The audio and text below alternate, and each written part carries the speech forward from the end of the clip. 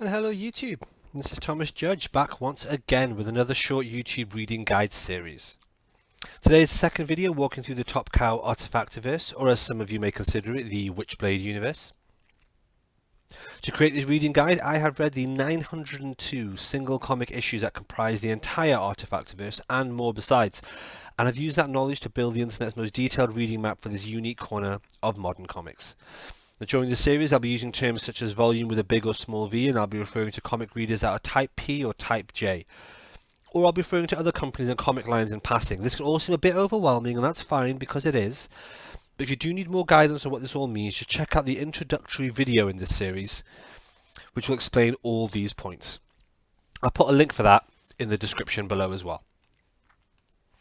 Well, without any further ado, let's go here. This is the entire Top Cow Artifactiverse arranged in a reading map. Today we are going to continue our walk through the section that I've entitled Before the Rise, which is this blue bit at the top. Please remember this is my own name for this era of the Artifactiverse and not an official title by any means. Alright, let's begin. Last time we covered all these issues here, so from this bubble all the way down through these uncollected bubbles, that's what the dotted lines mean, down to this final collection here. So today we'll be looking at these. Now, as you can see, all these are dotted lines, so you'll find that these have been grouped in story arcs as I see them. These are only my own labels and they're totally subjective. These are my recommendations for the most pleasant reading experience. Before we'll start, I will point out that this does overlap a little bit with the comics in this era, and that's because chronologically these were published round about the same time as these. But thematically and tonally, I've grouped them like this for a reason. That'll be obvious when we talk about it, and especially obvious when you read it.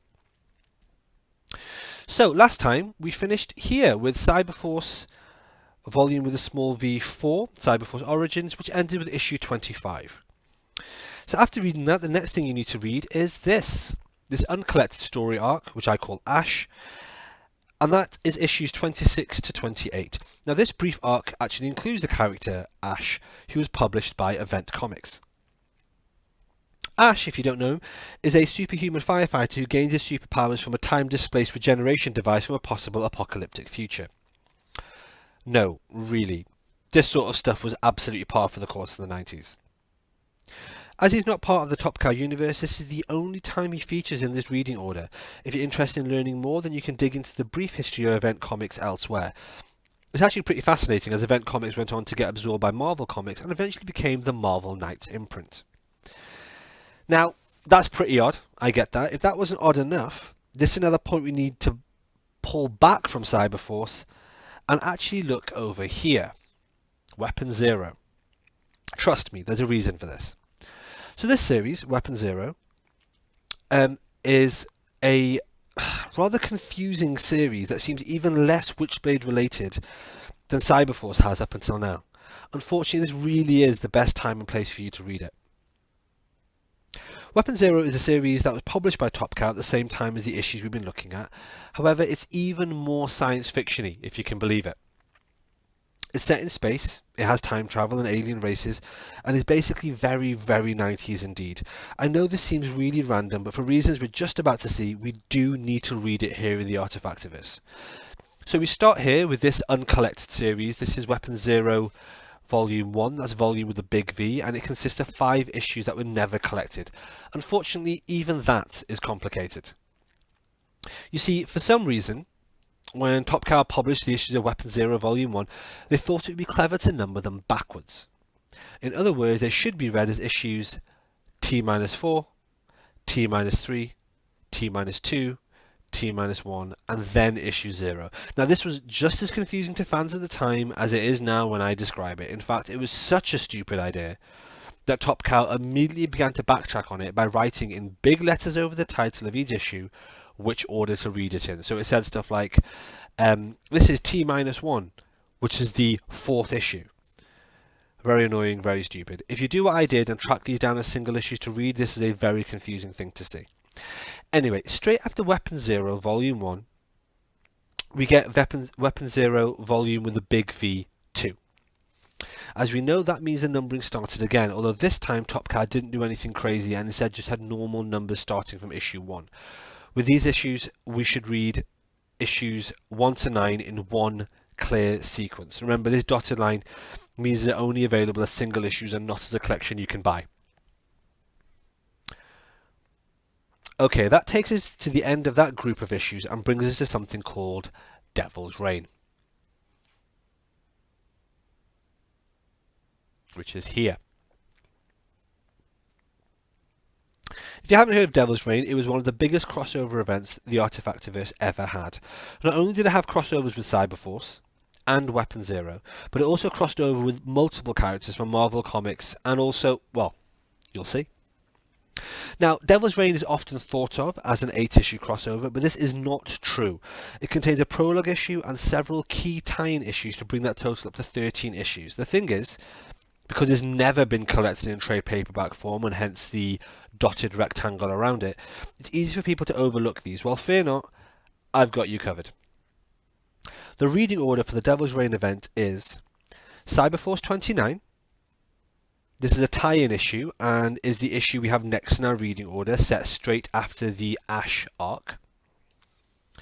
Then there is Silver Surfer Witchblade, and yes, this is the first time we see Sarah Pazzini, the Witchblade, in this series of videos. Then you have Weapon Zero Silver Surfer, and this is why we need to be familiar with Weapon Zero, as this event would be incomprehensible without having read that first. Then we have Cyblade Ghost Rider. That then moves on to Ghost Rider Ballistic. That moves on to Ballistic Wolverine. After which we then have Weapon Zero issue 10, which is a tie-in issue. We then have Cyberforce issue 30, also a tie-in issue. We then have Wolverine Witchblade with phenomenal art by Michael Turner. We then have Witchblade Elektra. We then have Elektra Cyblade. And then finally we have Silver Surfer Weapon Zero. And right at the end we have Cyberforce 31, which is an epilogue issue. Let's head back to our map here. So there we are again. This event is odd, to be honest, and is a real mixed bag. I've read it a few times with differing amounts of background knowledge to try and put things into context. I can say now with certainty it has some key events with lasting repercussions for the Cyberforce line within it, and has much more of an impact on that team than it does on anything else. In fact, the Marvel characters, Witchblade, and even Weapon Zero are barely affected by the time the story wraps up. In fact, the Marvel character and Witchblade especially, it's totally just incidental to what happens in the main series. So after reading it, and don't worry, we'll come back to it again to talk about where it fits in with Witchblade in our very next video, I would recommend moving back to finish off Weapon Zero, which is here. Unfortunately, before we do that, we're going to have to do something else a little bit odd. We'll actually need to read an issue of a Wildstorm series first, which is Generation 13 or Gen 13 Bootleg 4. Now, Gen 13 Bootleg is just the name of the series, and issue 4 is issue 4. And as I said, it's Wildstorm. Remember, Wildstorm is a separate publishing company to Top Cow that we saw several crossovers from in the last video, but again, do not worry. You might not fully get all the nuance of this crossover, but relax and keep a Type J attitude. The story will still generally make sense without knowing everything about all things Wildstorm. Anyway, after reading Gen 13 Bootleg 4, we can then finish with Weapon Zero issues 11 to 15. So with that done, we can now actually finish Cyberforce. So that's Cyberforce Volume 2 with a big V by reading issues 32 to 35, and then the one-shot, which is called Cyberforce Origins Impact. And with that, we've completed the Before the Rise era of the Top Cow Artifactiverse. Let's just pan out and have a look. Ooh, too far. Let's go back in. Here we are. So next time we're going to be entering the Origins era and starting off with what many people consider the key character of this corner of the Top Cow universe, which is Witchblade. As I said before, you might see that the Origins era actually overlaps a little bit with the Before the Rise section of the map. That's because These issues have already started being published here, and hence the Devil's Reign crossover meets Sarah around 11 or 12 issues into her Witchblade series. Please do not worry about that. I use this trick a few times in the map to keep these things grouped together, but also to give you a rough idea of what is happening contemporaneously at the same time, because I don't want you to necessarily feel like you have to slavishly stick to the reading order I've put here. I want to give you a grasp of what the reading universe looks like in case you want to jump around and do things in your own order. Finally, I should mention that I'm aware that there is a one-shot issue during the Before the Rise era called Misery, here's a picture of it here, that I haven't included. This is because I haven't been able to find it, so I haven't read it, so I have no idea where it fits. If you do have it and know where it best goes, please sound off in the comments below. As always, this map is available on my website for you to download free of charge. If you want to download it or print it out to follow along, please do so. It covers 902 issues, so I don't blame you. As always, please like, comment and subscribe. You can follow me on Twitter, where I tend to post a one-tweet daily review of whatever I've read that day. Given that I read on average around half a dozen issues or one trade paperback a day, it's a great way to see what I'm up to, what I'm reading, and to get an idea of what sort of future content I'm thinking of putting on this channel. If you want to support the channel, it's easy. Head over to Amazon and pick up the first volume of my prose superhero novel, No Gods or Kings. This is a story about a world like our own, but where superhumans are a reality and how the world changes as a result. It's planned as a series of 9 novels, and the first 4 of them have already been released. They each cost less than $1 if you buy them online. They're free if you've got Kindle Unlimited.